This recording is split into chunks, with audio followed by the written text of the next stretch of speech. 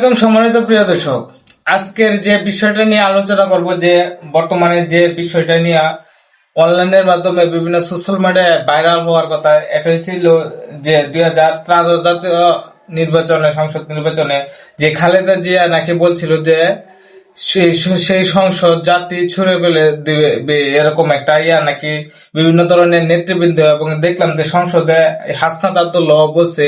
আসলে তিনি এই কথা বলছে কিনা এটার একটা বিশ্লেষণ এবং এটা একটা দেখবো কত টাকা সত্যটা আছে। তাহলে চলুন আগে হাসনাত আব্দুল্লাহর ভিডিও দেখে শুনি। তিনি আপোষহীন লড়াই করে গিয়েছেন বেগম জিয়া। উনি বলেছিলেন যেদিন জনতার সরকার প্রতিষ্ঠিত হবে, যেদিন এই পার্লামেন্ট জনতার সরকারের কাছে যাবে, এদিন এই সংবিধানকে ছুঁড়ে ফেলা হবে। তিনি বলছেন যেদিন জনতার সরকার সংসদে যাবে তখন এই সংবিধানকে ছিঁড়ে ফেলাতে দেওয়া হবে। কিন্তু আসলে যিনি বলছেন এটা হচ্ছে আপনার খালেদা জিয়ার কথাকে আপনার বিকৃত করে তিনি উপস্থাপন করছেন, এই কথা তিনি বলেনি না। আর এখন খালেদা জিয়া কি বলছিল তাহলে চলুন আমরা এটা শুনি। সেখানে লিখছে যে বিএনপির চেয়ারপারসন বেগম খালেদা জিয়া সরকার পরিবর্তনের পর সংবিধানে সংসদীয় ছুঁড়ে ফেলে দেওয়া হবে। বুধবার দলটির গণ অনশন কর্মসূচিতে বক্তব্য খালেদা জিয়া বলেন, আওয়ামী লীগ আজীবন ক্ষমতা থাকার জন্য তত্ত্বাবধায়ক সরকার ব্যবস্থা বাতিল সহ বিভিন্ন সংশোধনী এনেছে।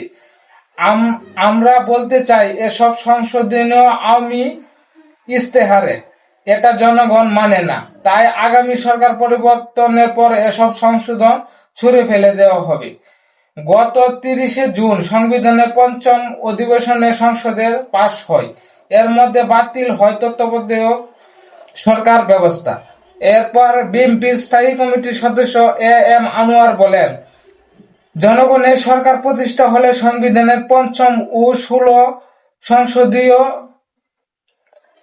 ছেঁড়া নেকার মতো ছুঁড়ে ফেলে দিবে মানুষ। মানে উনি বলছে যে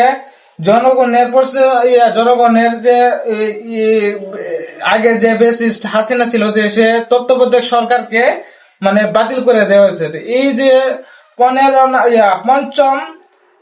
পঞ্চদশ ও 16 নম্বর সংবিধান, এটা মানে এটা আমি দুঃশাসন এবং আমি এক বাকশালী গঠন এবং হাসিনার এক ফেসিস্ট আলামতের, এবং দীর্ঘদিন হাসিনা ক্ষমতা থাকার জন্য এটার পরিবর্তন আছে। বেগম খালেদা জিয়া তিনি বলছেন যে এই যে দুইটা ধারা আছে এটা ছিঁড়ে ফেলে দিবে। আর হাসনাত আব্দুল্লাহ বলছে টোটাল সংবিধান নাকি ফেলে দিতে হবে। আসলে কিছু বলা নাই, মৃত মানুষকে নিয়ে যারা এভাবে মিথ্যা অপকণ্ড চালাবে তাদেরকে আর কিছু বলার নাই। অবশ্যই আপনারা সবাই সচেতন থাকবেন যে একজনের কথা বললি যে খালেদা জিয়া কথা বলছে এটা বলছে বলে খালেদা জিয়া বলছে যে এটা মানতে হবে, আসলে আসেন না। খালেদা জিয়ার কথাগুলো বিকৃত করে বিভিন্ন মানুষ এবং বিভিন্ন যে পরাজিত শক্তি যারা এই 2026 সালের এই পরাজিত শক্তি যারা নির্বাচনে হারে বিরোধী দল হয়েছে, তাই পরাজিত শক্তি চাপে দেশকে একটা বিকৃতি করার জন্য এবং বিভিন্ন ধরনের সংকটে বলানোর জন্য বিভিন্ন ধরনের মানুষের কথা বলে, যেমন প্রেসিডেন্ট জিয়াউর রহমানের কথা বলে কিছু তারা মিথ্যা বানাবে, তারপর মরহুমা খালেদা জিয়ার কথা বলে তারা মিথ্যা একটা প্রজ্ঞাপন চালাবে। তার জন্য বলবো সবাই সচেতন থাকবেন, ভিডিওটা সম্পূর্ণ শেয়ার করে দেবেন সত্যটা মানুষের কাছে তুলে ধরার জন্য। ধন্যবাদ সবাইকে, আসসালামু আলাইকুম।